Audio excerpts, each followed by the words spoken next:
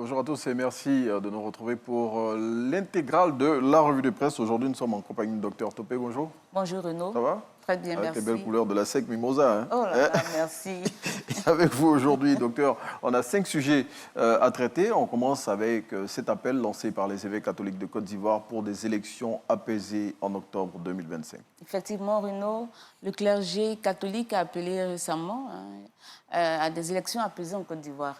Mais c'est normal, il s'adresse à tous les acteurs qui entrent en ligne de compte dans le processus électoral. Oui. Et ce message-là, il est adressé aux partis politiques, aux médias, qui sont les acteurs importants dans le traitement des élections en Côte d'Ivoire. C'est bien cela. Ce message est également adressé aux forces de l'ordre. En tout cas, il est adressé à tous ceux... Et à toutes les couches de la société Exactement, ivoirienne. à toute la population, à tous ceux ou toutes celles qui, de près ou de loin, vont participer au processus électoral. Mais ce n'est pas la première fois. Hein. Le clergé, la religion, les religieux ont couramment une tendance à s'inviter, à s'inviter dans le débat politique. Je pense que c'est aussi un devoir pour eux, selon eux. Oui, ils font bien de le faire aussi. Exactement, parce que dans leur, parmi dans leur leurs fidèles, mission, dans leur mission, vraiment, ils prient pour la paix. Donc, pour eux, il faut sensibiliser avant les événements. Parce qu'on ne veut pas revivre les mêmes événements qu'on a vécu récemment. Voilà, ce passé douloureux, on ne veut pas le revivre. Donc, il faut éviter de remettre en place tous les ingrédients pour ne pas que l'histoire se répète, Renaud. Justement, nul n'a intérêt à ce que l'histoire se répète. Et justement, le clergé catholique a fait, dans sa déclaration, un appel très méthodique. Hein.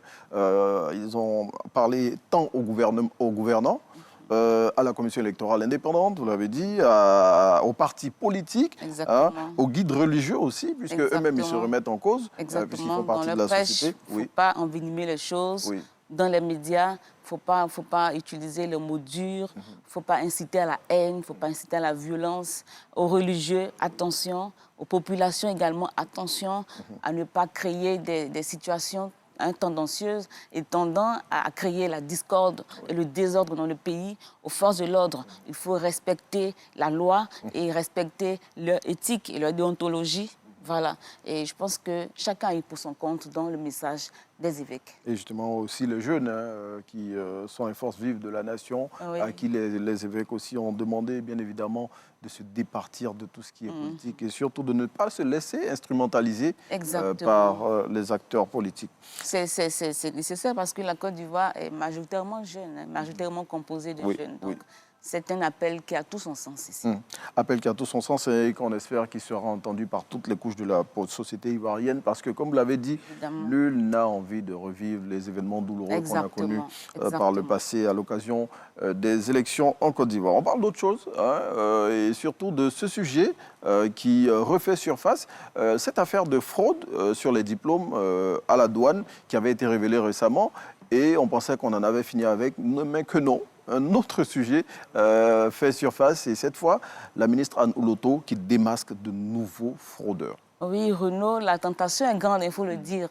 Vous verrez que ces faux diplômes, c'est général dans toutes les administrations, mais ils sont beaucoup plus nombreux. Comme le dit l'adage, c'est l'oiseau qu'on a attrapé en train de manger le mil qu'on a appelé le mange-mil. Exactement. Mais ils sont beaucoup plus nombreux, justement, dans les ministères ou dans les administrations à prime, il faut le dire ouvertement. Et donc, on constate même une saignée des autres ministères vers les régies financières, vers les ministères à prime. Et donc, cela occasionne, favorise la fraude. Il faut faire attention. Donc, je pense que c'est un message en même temps qu'il faut lancer à toutes ces personnes qui rêvent de travailler dans ces ministères. Après, il ne faut pas tricher. Parce que la vérité finit toujours par rattraper le mensonge. Il ne faut pas tricher. Parce qu'aujourd'hui, la justice a déballé la grande artillerie pour pouvoir mettre à nu tous les fraudeurs dans l'administration. Et ce, sous la houlette, justement, du ministre de la fonction publique, Anne Ouloto. Oui, justement, la ministre d'État qui a dit que plus jamais aucun fraudeur ne sera toléré dans l'administration ivoirienne. Et donc, les investigations se poursuivent pour démasquer tous ces fraudeurs qui passent par des circuits frauduleux. Mais Renaud, l'affaire est devant la justice. Oui. Voilà, il y a eu déjà 2 audiences à ce sujet, donc c'est sérieux. Voilà. Et ceux qui ont été démasqués récemment, ils sont au nombre de 30 dans la fonction publique et 15 qui appartiennent aux douanes. C'est énorme. Et c'est énorme. Donc, je pense que le premier responsable de douane a pris sur lui de lui-même faire des enquêtes en interne. Il a assuré que plus jamais de fraudeurs, on comptera de fraudeurs dans les rangs des douaniers. Et justement, c'est tout ce qu'on espère aussi pour avoir une administration ivoirienne propre. Voilà, loin de la corruption. Loin de la corruption. Voilà, c'est le premier geste, c'est le premier pas à poser. Justement, parce que tous ceux, selon la ministre d'État, qui utilisent des circuits frauduleux pour accéder à la fonction publique deviennent eux-mêmes des acteurs de la fraude et ils l'organisent. Bien sûr. Et justement, on va passer à un autre sujet aussi. On sort de cette affaire de douane et on attaque une autre affaire. C'est l'affaire d'expropriation de l'eau qui fait grand bruit depuis plusieurs mois ici en Côte d'Ivoire. L'affaire dite de Djorobité ou Bessikwa. Exactement. Et, même l'affaire dite de Komé. Oui, de Komé Bakary, pour ne pas le nommer. Célèbre oui. Dans les réseaux et sur les réseaux sociaux, il est devenu célèbre. Tristement, tristement célèbre. Mais malheureusement, les médias ont fini par avoir raison de cette affaire-là. Oui. Et le gouvernement s'en est saisi à nouveau pour voir plus clair, mieux clair dans cette affaire. Et donc, il a interdit ces deux messieurs sont interdits de sortir du territoire ivoirien. Selon une note émise par la direction de la surveillance du territoire. Et donc, Komé Bakary plutôt et Traoré Nyumivier, celui qui est considéré comme son complice dans cette affaire. Et ils sont les deux suspects principaux dans cette affaire qui concerne plusieurs affaires. Bon, cette affaire qui en a révélé plusieurs autres. Exactement, plusieurs autres affaires. Oui. Mais bon, je pense que c'est un soulagement quand même pour toutes ces personnes-là qui ont été expropriées. C'est un début de soulagement. Donc, on espère que on va arriver jusqu'au bout de cette situation-là. Mais c'est déjà un bon pas. Oui, si les autorités judiciaires, justement, ont décidé de prendre le taureau par les cornes, se saisir véritablement de cette affaire. Exactement. Donc, c'est clair qu'on va aller jusqu'au bout. Et c'est justement pourquoi on a jusqu'au bout de cette affaire que cette note leur interdisant de quitter le territoire. Ils ne doivent pas sortir, pour faciliter les enquêtes. Voilà. Pour qu'elles puissent arriver à terme et voir véritablement quelles sont toutes les implications de ce dossier et pour pouvoir aussi permettre aux victimes de récupérer tout ce qu'on leur a volé. Mais Renaud, c'est le lieu de tirer la sonnette d'alarme. Attention à tous ces faussaires. On ne sait pas si c'est le cas de Komé et de Traoré. L'enquête nous en dira beaucoup plus. Voilà. Mais pour le moment, il faut quand même reconnaître que c'est un signe d'espoir pour toutes ces personnes-là. Donc, si vous êtes dans des cas d'expropriation, adressez-vous à la justice. Il y a plusieurs instances à la justice. Je pense qu'avec Sandrine pourra mieux peut-être nous développer ça dans une autre émission. Il y a plusieurs instances. Il y a la première instance, il y a le premier recours, il y a le second recours, il y a le troisième recours. Donc, il ne faut jamais désespérer.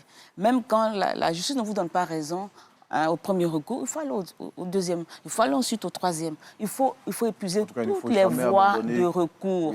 Voilà. Il ne faut jamais abandonner, justement, en parlant de justice. Les conclusions de l'enquête, en tout cas les premières conclusions, révèlent que le sieur Komé Bakary et son complice Traoré Nyumivier auraient réussi à détenir frauduleusement le titre de propriété pour 272 lots situés principalement dans la commune de Cocody pendant près de 8 années. C'est énorme, c'est énorme.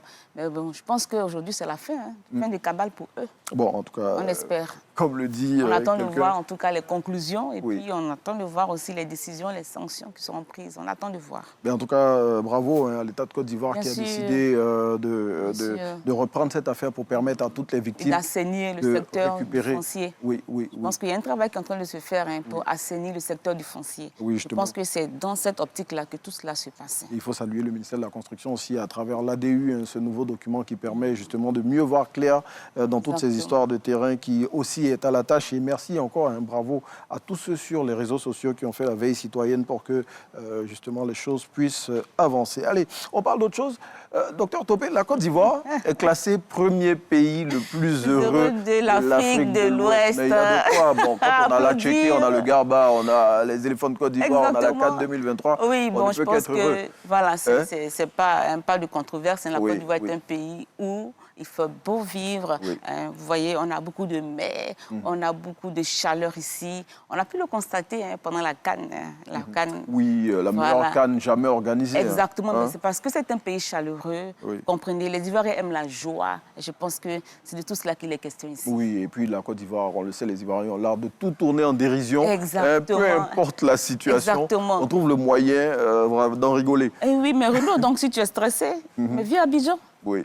Viens à Abidjan, passer un bon week-end, une semaine, et tu verras que tu seras déstressé, tes problèmes seront résolus. Donc je pense qu'on peut le dire, la Côte d'Ivoire est le pays le plus heureux de l'Afrique de l'Ouest. Et je dis, c'est pas aujourd'hui, ça date pas d'aujourd'hui. La Côte d'Ivoire en 2023 déjà avait été classée pays le plus heureux d'Afrique de l'Ouest et on ne fait que revenir au devant de la scène. Mais Renaud, il faut le dire, c'est une université quand même. Oxford, ce n'est pas n'importe quelle université. Une université importante de renom, influente, qui fait justement cette étude-là et qui en tire les conclusions. Que la Côte d'Ivoire est le premier pays le plus heureux de l'Afrique de l'Ouest. Bon, je veux dire, si vous n'avez pas la joie ou venez si voir, vous ne vous sentez pas bien, venez, faites un tour ici à Abidjan. En Côte d'Ivoire, il y a beaucoup de choses à voir ici, hein, de quoi vous rendre heureux, à vous procurer beaucoup de bonheur. Faites un tour ici en Côte d'Ivoire. Bon, ici, il y a des gens qui ont apporté encore un peu plus de joie aux Ivoiriens. Hier, ce sont les éléphants de Côte d'Ivoire, Renaud. Qui ont fait l'essentiel hier. Qui ont fait l'essentiel hier. On a eu chaud. Hein. On a eu chaud. Oui, mais bon, l'essentiel est acquis. On a prié. Donc, vraiment, bravo. Hein, quand même, bravo, parce que nous sommes au large encore. Hein, on reprend, je pense, la tête du groupe. Oui, on reprend la tête de notre groupe. Et voilà. Bon, moi, ce que je retiens, c'est que Sébastien Haller a de nouveau marqué avec les éléphants de Côte d'Ivoire. Bien sûr. Et là, c'est tout. Nous, on a aimé. On a aimé. Oui. Mais bon, je pense que pour les prochaines échéances, il faut être encore beaucoup plus concentré. Il faut éviter de faire beaucoup d'erreurs individuelles et collectives. Parce qu'on a eu chaud. Hein, on a eu chaud. On a eu chaud. L'UTT, les parades, les arrêts décisifs. Oui, de Yaya Fofana. Renaud, franchement.